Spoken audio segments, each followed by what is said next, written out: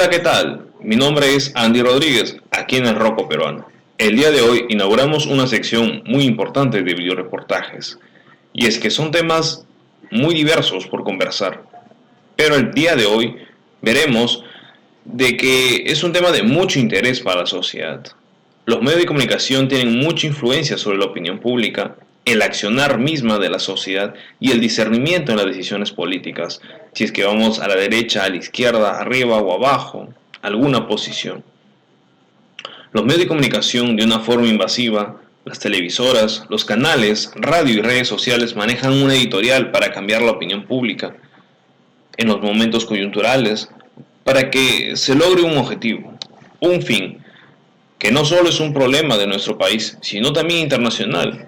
He ahí la influencia que exteriormente existe, porque son regidos por una agenda común, la agenda globalista, la Agenda 2030.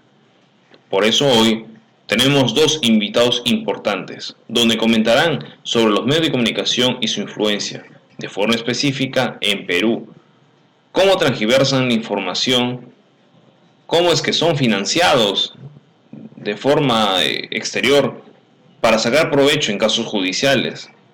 Y bueno, exclusivamente así es. Hablaremos del caso de Alan García. Así que no te muevas, que comenzamos con pie derecho. Comenzamos.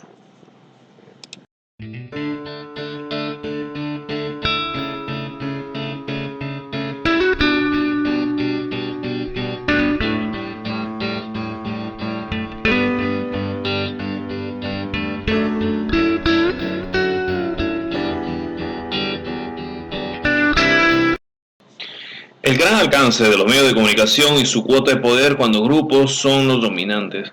Como podemos ver, de arranque, tenemos grupos bien marcados en la cantidad de medios de comunicación masivos en realidad, desde televisoras, desde periódicos, portales e incluso ciertas asociaciones vinculadas a ellos de forma directa. Entonces, estamos hablando que la comunicación y el mensaje literalmente fluye a forma útil para lo que desean transmitir. ¿Cuál es la opinión con respecto al tema de medios de comunicación, su gran alcance, la masividad que estos medios pueden tener y qué tanto poder para las masas puede existir a través de los medios de comunicación? Muy bien, los medios de comunicación siempre han sido la principal fuente de información, de generación de corrientes de opinión y también de manipulación en muchos casos. Esto hay que remontarse a la época de la posguerra, cuando se evalúa que a través de diversas teorías de la comunicación se ha manejado la opinión pública, ¿no? Existe lo que se llama el recorte de la realidad, es decir, cada medio tiene una visión de la realidad y, y sabe qué parte de la realidad mostrar. Eso es muy importante de saber. No es que de manera objetiva todos los medios miran desde la misma ventana la realidad. Cada cual la mira desde su perspectiva y hace el recorte de la realidad que le parece, que cree o que le conviene. Lamentablemente esto ha sido así siempre, más aún cuando surge la llamada prensa amarilla o amarillista, según se le quiera llamar. En la actualidad, esto se ha quebrado un poco a raíz del surgimiento de las redes sociales.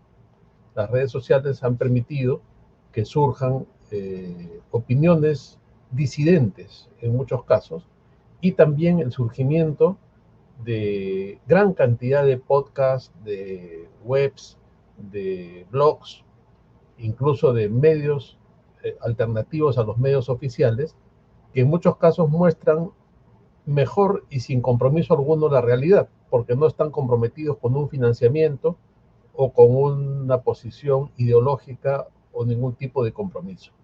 Eso es lo que nos toca ver ahora y yo creo que eso es positivo, ¿no? El surgimiento de una gran libertad de expresión, pero que también tiene su lado como todo en esta vida, ¿no? La posibilidad de los fake news y de también la creación de falsos creadores de contenido y también de falsos comentaristas.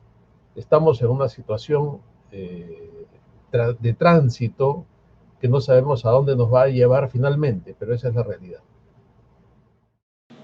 Sin embargo, es una triste realidad que la manipulación puede llegar a través de estos medios masivos, ya que tiene un gran alcance.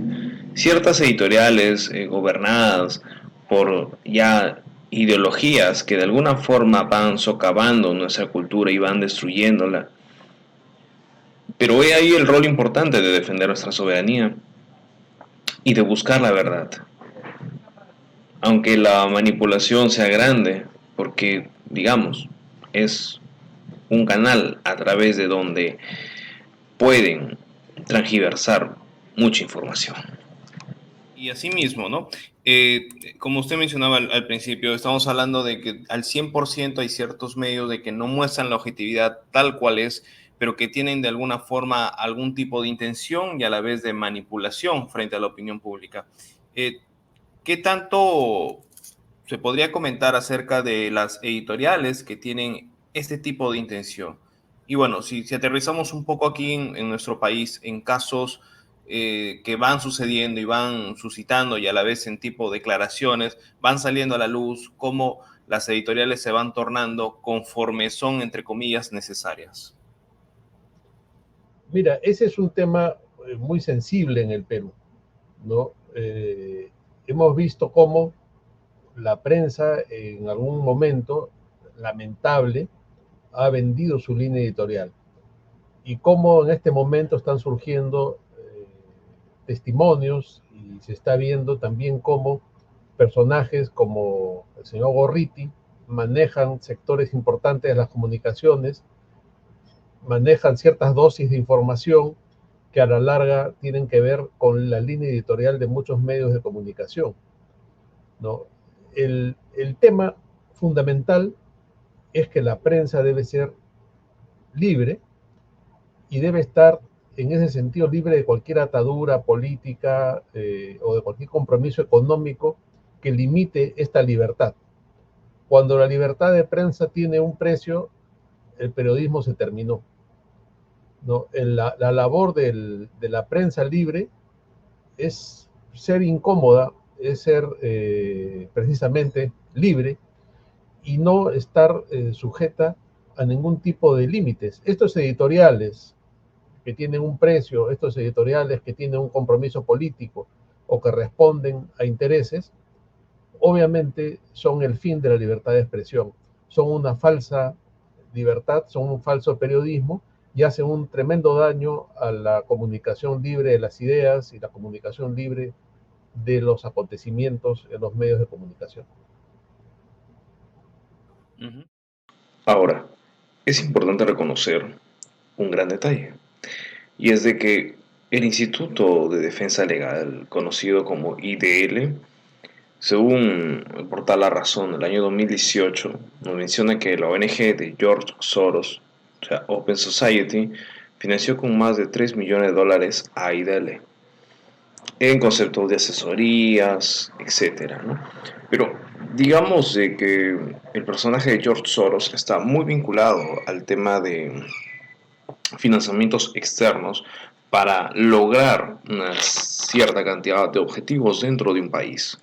Para lo cual, tanto Luciano Reboredo, del director del portal La Abeja, y el doctor José Antonio Torres Iriarte, abogado, politólogo, nos comentan en la siguiente parte de los clips del reportaje. Si nos centramos ya en el tema de, como usted dice, tiene algún tipo de cierta atadura, algún tipo de cierta influencia sobre líneas editoriales intencionales de medios de comunicación, podemos también hablar sobre el financiamiento externo, exterior, relacionado hacia una agenda en común mundial, de alguna forma, para que exista algún tipo de influencia hacia la opinión pública en nuestro país.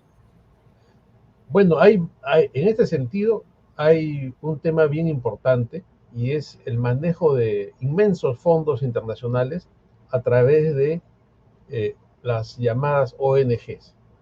¿no? Estas ONGs, vamos a poner un ejemplo. El caso concreto de un tema que es muy polémico y que recibe un financiamiento internacional. El caso del aborto, por ejemplo. ¿No? Está comprobado, vamos a ir a lo más alto y de ahí vamos a ir bajando.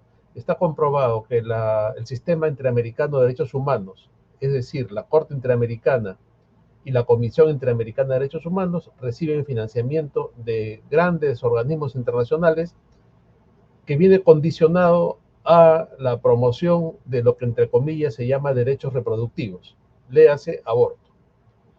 ¿Y qué sucede cuando organismos internacionales como el Sistema Interamericano de Derechos Humanos reciben un financiamiento condicionado? Sucede que empiezan a emitir informes en ese sentido. Estos informes son tomados por diversas ONGs que tienen financiamiento de las grandes corporaciones que promueven el aborto a nivel mundial. En el Perú, por ejemplo, reciben este financiamiento Impares, recibe este financiamiento Promsex, Manuela Ramos y otros grupos feministas, y a su vez estos promueven eventos, capacitaciones, material y publicaciones para periodistas. Y esto genera una tendencia en los medios de comunicación. Es decir, este financiamiento aparentemente indirecto termina promoviendo corrientes de opinión en los medios. No es casual que organizaciones como Promsex tengan un manual de derechos sexuales dirigido a periodistas. No es casual que organicen seminarios para periodistas y que esto se vaya traduciendo poco a poco en notas en los medios que van, de acuerdo a la intensidad con que se manejen y al tiempo que transcurre, generando una corriente de opinión. Esto es un ejemplo concreto de un caso en el cual hay un financiamiento extranjero que lentamente a lo largo de los años va generando una corriente de opinión a través de los medios. Lo mismo sucede con políticas de género, ideología de género y todos estos conceptos que manejan estos organismos o estas ONGs internacionales y que de manera indirecta terminan por influenciar en los medios de comunicación a través de millonarios financiamientos a las ONGs. Estamos hablando de financiamientos, como usted dice, indirectos hacia los periodistas, y también se ha visto el tema, por ejemplo, de IDL, ¿no? Descubierto por financiamientos directamente hacia ellos, ¿no? Oh, así es, ¿no? Y vamos más allá, temas de corrupción, como Odebrecht, ¿no? Odebrecht que financiaba consultorías a los grandes medios, que financiaba un premio de periodismo, y ahora ya nadie habla de esto, ¿no? Esta organización IPIS que recibía miles de dólares para premiar periodistas. Estos premios, ¿de dónde vienen? De Odebrecht. ¿Qué efecto tienen? Ya lo sabemos, ¿no? Y el caso de IDL, que inicialmente se supone que era una organización de juristas, y de pronto aparece IDL Reporteros, un área de prensa que lo que hace es precisamente eso, buscar influenciar en los medios a través de dosificar información que consigue muchas veces a través de actos de corrupción o a través de un financiamiento como el del señor Soros. Entonces la cosa es mucho más compleja y mucho más grande de lo que parece, ¿no? Los medios de comunicación siempre han tenido una labor informativa y también de opinión, pero los medios de comunicación nacionales en los últimos años han tenido más que la tarea de informar, han tratado de direccionar una línea editorial o una línea de opinión como si fuera informativa, generando un cierto direccionamiento en la opinión pública con claros propósitos políticos. Me explico, el Grupo del Comercio, que tiene varios diarios y varios medios de comunicación como América Noticias o Canal 4 o Canal N, tiene un enorme poder mediático, lo mismo el Grupo de la República, RPP, y otros medios de menor impacto en la población. De tal modo que había un direccionamiento bajo la voluntad política de encumbrar, por ejemplo, a los fiscales del caso Lava Jato, a ser de José Domingo Pérez y Rafael Vela Barba prácticamente personajes del año en el 2018, 2019, encumbrar en las altas posiciones de la política nacional no solo a Martín Vizcarra, que fue un presidente que gozó del aprecio de los medios de comunicación y que estos medios recibían transferencias generosas a través de la llamada publicidad estatal que durante el gobierno de Martín Vizcarra tuvo sumas significativas. Ahora, el caso IDELE es una asociación o es una ONG, está supuestamente bajo la supervisión de la Agencia Peruana de Cooperación Internacional. No se conoce el monto de las donaciones o transferencias que recibe de los cooperantes, sobre todo de George Soros y de las asociaciones o fundaciones que este magnate tiene a cargo. Pero lo que queda claro es que el señor Gustavo Gorriti, bajo la sombra o bajo la sombrilla de ser supuestamente un periodista de investigación, ha convertido a IDELE, que no es un medio de comunicación, prácticamente un medio activista a favor de las causas que a él ha interesado en particular direccionar. Por ejemplo, la caída del señor fiscal de la Nación, Chávez. Pedro Chávez fue cuestionado por IDELE, fue incluso cuestionado por los propios fiscales que, no teniendo la jerarquía de fiscales supremos, se permitían opinar y sobre todo denigrar de la conducta y de la labor funcional que cumplía el fiscal Pedro Chávez. El señor Chávez asume funciones en julio del año 2018 y se ve virtualmente obligado a renunciar en enero del 2019. Entonces, a este tipo de inconductas que no están reñidas, en mi concepto, con la labor de un medio informativo, creo que el país está recién, después de varios años, 5 o 6 años, empezando a reaccionar y deslindando con un personaje, en mi concepto, nefasto como Gustavo Gorriti, que tiene prácticas.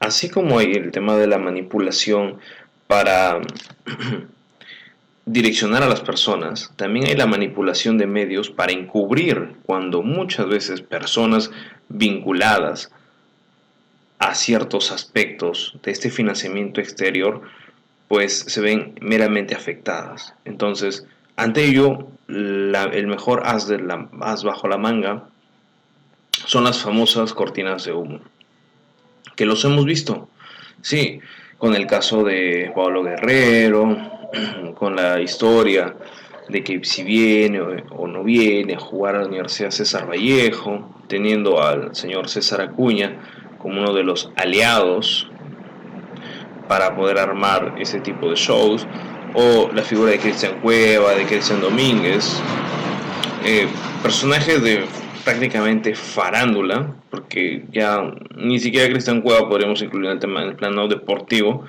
porque esto deja ya de lado el tema deportivo y se convierte en un tema farandulero. Entonces vemos que cosas que no tienen sentido toman mucha relevancia para los medios de comunicación mientras se va ocultando la verdad que hay detrás, como declaraciones a través de colaboraciones eficaces de Villanueva, donde habla del señor Gustavo Gorriti, que tantas veces mencionado por Luciano Reboredo y José Antonio Torres Iriarte en lo que va del reportaje, y los vínculos a través del financiamiento exterior y el tema de los medios de comunicación en nuestro país. ¿Qué tanto poder de manipulación puede haber y qué tanto podemos caer en él? Y bajo la premisa de prácticas montesinistas, es de que también estamos hablando de que este mismo poder mediático con financiamiento externo puede crear ciertas cortinas de humo para a la vez encubrir ciertos en realidad allegados a este tipo de medios, ¿no es cierto? Claro, es que lamentablemente ya no estamos ante medios de comunicación que van en busca de la noticia o que tienen unidades de investigación para poner al servicio de la opinión pública ciertos casos emblemáticos. Estamos ante un juego prácticamente de ajedrez o juego en pared, hablando en términos futbolísticos, entre los fiscales, el Ministerio Público, el Instituto de Defensa Legal y determinados medios de comunicación. El caso de Alan García, que retorna al país el presidente García en el 2018, en noviembre, para una audiencia como tantas otras. Sin embargo, la audiencia se suspende. Una hora después, IDELE dice, el presidente García ha recibido un pago de la Caja 2 de Odres por el servicio de haber dado una conferencia a un grupo empresarial en Sao Paulo. 2 días después, se decreta por mandato judicial, a solicitud del fiscal José Domingo Pérez, impedimento de salida del país por 18 meses. De tal modo que nada es casual. ahora se habla de que existe un poder de parte del Congreso que va más allá de sus atribuciones, en el caso de la Junta Nacional de Justicia. Pero nadie recuerda, o estos señores no recuerdan, cómo ellos desde las portadas de el diario La República, El Comercio, los canales Canal N, América Noticias y otros medios creaban cortinas de humo o señalaban responsabilidades en personas cuyos procesos de investigación todavía estaban en curso. Al señor Chávez alguna vez se hizo un cómputo, le habían dedicado centenares de columnas al fiscal de la Nación con un claro propósito de desacreditarlo. ¿Y cuál fue la desgracia de Pedro Chávez? Haber solicitado a los fiscales Lavajato el acuerdo de colaboración eficaz que virtualmente se ha convertido en un secreto de Estado y haber abierto el caso Chincheros, donde estaba involucrado el presidente Martín Vizcarra, de tal modo que la suerte de la Fiscalía de la Nación quedó en manos de Zoraida Ábalos, ¿no? Quedó en manos de una persona de carrera, pero al servicio de Martín Vizcarra, que tiempo después incluso encubrió otros hechos dolosos, como el vacuna gay de los meses del presidente Sagasti. De tal modo que cuando el Ministerio Público empieza a recuperar su autonomía bajo el liderazgo de Patricia Benavides, ella denuncia al presidente en ejercicio Pedro Castillo, abre investigaciones desde la unidad de lucha contra los altos funcionarios del Estado que incurren en delitos de función. Sin embargo, meses después de la caída de Pedro Castillo, se monta especie de ataque sincronizado, coordinado, para encarar a la señora fiscal de la Nación Benavides, y la Junta Nacional de Justicia en solo 5 días, con un proceso sumario que no cumplía con las formalidades del debido proceso conforme a la ley y al reglamento de la Junta Nacional de Justicia, la suspendió en el ejercicio del cargo. Y ahora que la situación se revierte, el señor Jaime Villanueva, que fue privado de su libertad, empieza a declarar ante una fiscal suprema por el caso que es materia de investigación, se sueltan o trascienden hechos gravísimos que comprometerían directamente a Gustavo Corriti, al IDELE y a medios de comunicación y altos funcionarios. Particular, si es que estamos hablando de un juego a pared entre el tema de los fiscales, el tema de los medios de comunicación e incluso el poder político. Y sobre todo, como usted mencionó en lo último, ¿no? Las declaraciones de Villanueva es justamente el caso de Alan García, ¿no? Porque estamos hablando de que antes del pedido de la inmovilización hacia el exterior del país, pues obviamente ya se lanza un cargamontón para tomar una decisión un día posterior. Bueno, es claro, si hacemos una cronología de los hechos, el presidente García retorna de Madrid, ¿no? En vuelo comercial, llega a la fiscalía a la hora señalada para la audiencia. Esta audiencia se suspende porque el fiscal José Domingo Pérez le dice: señor García, en un rato o unos minutos, en una hora saldrá una noticia trascendental. Se genera cierta incertidumbre, no se realiza la diligencia. Una hora después, IDELE suelta a los medios este trascendido de una conferencia que se había dictado años atrás, y bajo la imputación de que la conferencia fue retribuida por la caja, con cargo a la caja 2 de Odebrecht, que supuestamente era la caja que la empresa constructora brasileña utilizaba para el pago de sobornos, favores o coimas. De tal modo que 2 días después, incluso siendo día sábado, el juez Sánchez Balbuena atiende rápidamente la petición del fiscal José Domingo Pérez y determina, ¿no?, que el señor García Pérez no puede salir del país durante 18 meses. Acto seguido, el presidente García ingresa a la residencia del embajador uruguayo ese fin de semana, y 15 días después el gobierno de Tabaré Vázquez decide no concederle asilo. Pero ¿qué pasó en todo ese proceso? ¿No? ¿Qué pasó durante esos 15 días? Ahora se comprueba de que hubo todo un complot o una coordinación entre el Ministerio Público, el Instituto de Defensa Legal, el gobierno de Martín Vizcarra y el propio canciller de la República de ese periodo, que era el señor embajador Popolicio. Se arma un expediente con todo el caso García, más de 1000 folios. Este expediente por vía diplomática se envía a la Cancillería del Uruguay, y ese expediente y esos antecedentes del caso Alan García son vistos rápidamente por el Consejo de Ministros del Uruguay y deciden no darle asilo bajo el supuesto que el señor García tenía causas pendientes por la justicia del Perú que incluso tenían la antigüedad correspondiente a su primer gobierno, ¿no? Meses después, Alan García, como no podía abandonar el país, se dedica a las labores de docencia en la Universidad San Martín de Porres, hasta que el día 17 de abril se consuma la diligencia de detención preliminar por solo 10 días para García y para otros funcionarios de su gobierno supuestamente comprometidos en actos de corrupción.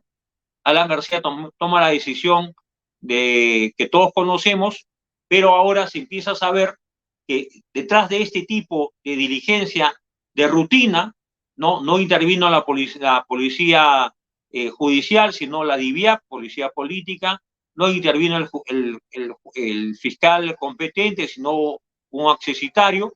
El gobierno de Martín Vizcarra había convocado a sesión de gabinete a las 7 de la mañana y los medios de comunicación estaban a la espera que el presidente García, enmarrocado, ¿no?, y con el chaleco de detenido, abandone su vivienda, ¿no? Estos hechos tuvieron otro giro. Para el gobierno aparentemente era un giro inesperado, pero ahora sabemos que lo más probable es que el presidente García haya sido chuponeado a lo largo de semanas y meses y ya sabían de su disposición o ánimo de autoeliminarse en el caso que él se viera envuelto en una diligencia de esta naturaleza. De tal modo que creo que es oportuno iniciar una investigación, y lo he escrito en más de una columna y en alguna otra declaración a los medios de comunicación, investigar el caso del presidente García, porque detrás de su muerte hay demasiadas coincidencias, demasiadas razones para sospechar que hubo un complot, no solo para detenerlo de manera irregular, no hay que olvidar que era Semana Santa, era el miércoles de Semana Santa, jueves y viernes no había labores en el país, ¿no? De tal modo que todo se hizo de tal modo, con un propósito político en mi concepto. Y otra cosa, Andy, la semana siguiente estaba prevista la visita a los fiscales del caso Lava Jato a la ciudad de Curitiba, ¿no?, a Curitiba, Brasil, para interrogar al señor Barata y a otros altos funcionarios. Y el país vio con estupor cómo el señor Barata dijo más de una vez: nunca entregué, ni me solicitó el señor García, ni entregó suma de dinero alguno por ninguna de las obras que se ejecutaron durante su gobierno. Pero ya el presidente García había perdido la vida, ya estamos ante hechos consumados. ¿Por qué no se hizo la detención post diligencia de Curitiba? Y es que había un plan en marcha: ganar tiempo, ¿no? Poner al presidente García en un trance dramático, bajo el supuesto que o era humillado con el chaleco antibalas, con las marrocas puestas, o en su defecto tomaba la decisión que todos conocemos, ¿no? Bien, de esta forma es de que cerramos este primer capítulo, este primer reportaje, video reportaje sobre los medios, el cuarto poder. Porque digamos que en conclusiones estamos viendo la línea editorial adulterada de los medios de comunicación. Veo que existe una influencia de cambiar la opinión política de las personas, de que está maniatada a ciertas rencillas, a ciertas posiciones ideológicas del exterior para cumplir ciertos fines, para cumplir una agenda en común. Aquello que desean imponer, aquello que desean destruir nuestra soberanía, aquello que busca socavar nuestra identidad nacional, aquello que busca destruir nuestra fe, aquello que busca destruir nuestras creencias. Frente a un enemigo grande que mueve los hilos, mientras nosotros podemos ver una realidad muchas veces adulterada, pero sin embargo, la idea es de que sigamos buscando la verdad, que sigamos buscando información, que no nos quedemos con lo que los medios de comunicación nos muestran, sino que vayamos más allá.